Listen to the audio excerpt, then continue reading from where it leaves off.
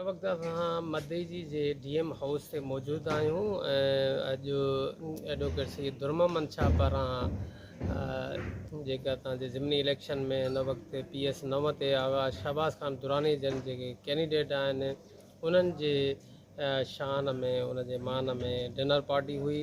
उन सिलसिले में अचो त ॾिसूं त इन हवाले सां तक़रीब जा मेज़बान एडवोकेट सैयद दुर्मामंद शाह जिन सचाई न्यूज़ खे ॾिनल पंहिंजे ख़ुसूसी इंटरव्यू दौरान कहिड़ा था वीचार वठनि। आगा शहबाज़ खान दुरानी छो त नओं आहे, हुनखे अञा तालके में हलिणो आहे।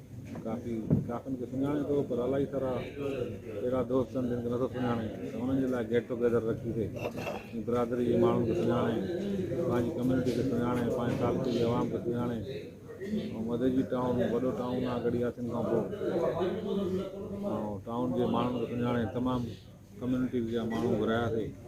ऐं इन एज़ाज़ में रखीसीं कि आगा शहबाज़ खान आगा साहब जे जाइ ते उहे आया सियासत में, नई एंट्री आहे। ऐं ॿार बि ॿाहिरों पढ़ी आया आहिनि, हितां जो माहौल आहे आहिस्ता आहिस्ता हिन में ज़रूरु अॻिते वधंदा, इन लाइ रखी। अच्छा सर, आगा शहबाज़ खान जेतोणीकि हिकिड़ो यंग पॉलिटिकल पर्सन आहिनि ऐं थोरो टाइम थियो आहे उन्हनि खे सियासी ग्राउंड में पेर पाईंदे, तव्हां छा था सम्झो त उन जे लाइ कहिड़ियूं कहिड़ियूं वॾियूं चैलेंजिस आहिनि? ॾिसो, चैलेंजिस त ज़रूरु अथव, पर हिन महिल माहौल जेको आहे उहो तमामु हिननि जे फेवर में आहे। आगा साहब जी वफ़ात खां पोइ हे का जनरल इलेक्शन त आहे कान, हे त बाई इलेक्शन आहे। आगा साहब जी वफ़ात खां पोइ ज़रूरु हुननि खे इहो जेको आहे एज हूंदो पॉलिटिकली बि, ऐं हिकिड़ो हमदर्दी वारो वोट बैंक।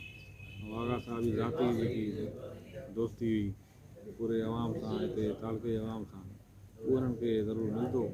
ऐं अॻिते हली करे इनशाला ईअं ई जेको माण्हू नओं ईंदो आहे त हुन खां पोइ आहिस्ता आहिस्ता सॼे पॉलिटिकल निज़ाम खे सम्झी वेंदो आहे, त इनशाला कामयाबी मिलंदी। ही जंग में अॼु तौर ते तव्हां पंहिंजे ज़हन में जेके मदई जी आस पास में जेके तव्हांजा हल्के अहबाब आहिनि उन्हनि में को तव्हांजो शेड्यूल आहे आगा शहबाज़ खान खे विज़िट कराइण जो, दावतुनि जो?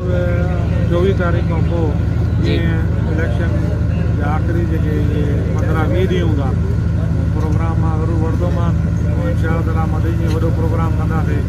ऐं दोस्त अहबाब जेके असांजा आहिनि, ऐं मां हिते वार्ड में बि मेंबर आहियां, ऐं मदई में बि असांजो स्टेक आहे। मदई आस पास जेके बि ॻोठ विज़िट कराईंदासीं बिल्कुलु आगा शहबाज़ खान सां गॾु।